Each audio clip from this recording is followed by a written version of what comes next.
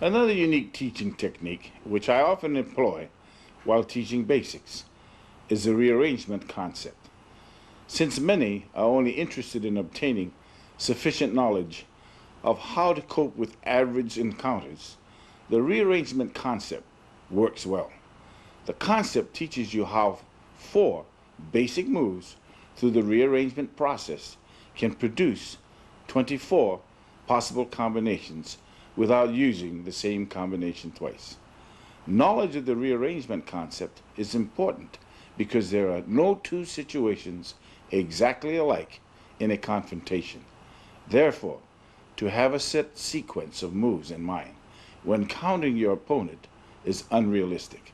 The rearrangement concept makes it capable for you to blend with the action as it occurs, even though your knowledge of moves may be limited. It is the expansion of your limited knowledge that will give you the edge.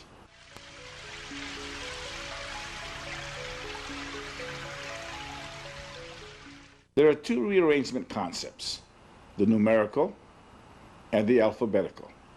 The formula in calculating how the numerical rearrangement concept works using 4 moves are as follows. 1 times 2 equals 2.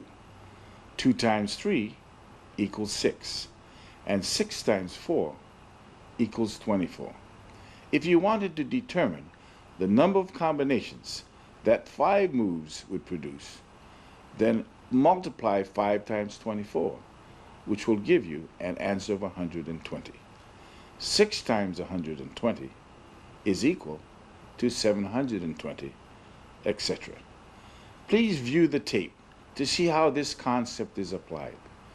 To best understand how the numerical rearrangement concept works, let us examine a self-defense technique containing 4 moves and assign each move a number from 1 to 4, assuming that the sequence of 4 moves flows without interruption. Let us assign number 1 to a right inward block executed on the inside of your opponent's right punch.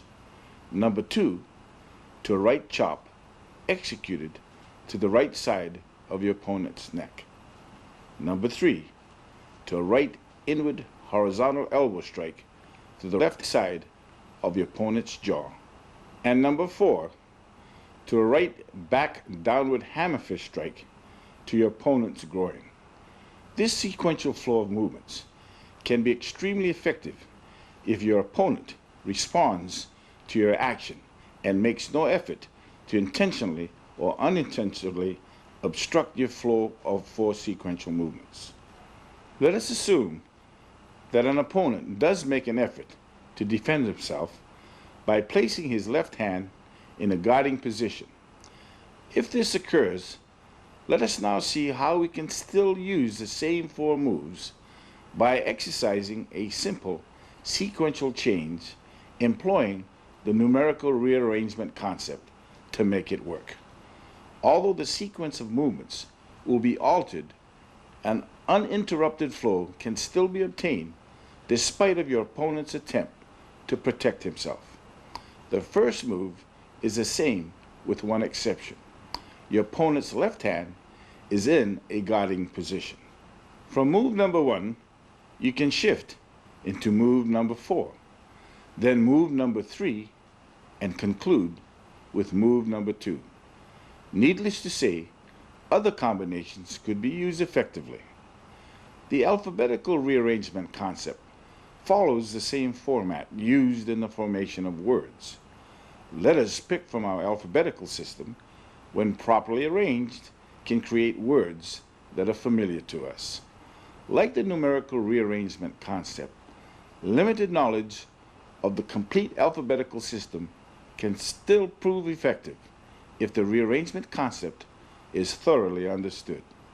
For instance, if you were to only learn the alphabet from A to G, you can still benefit from this limited knowledge, provided you learn that from these 7 letters of the alphabet, you can create words such as add, dab, ace, face, fed, fad, deaf, etc.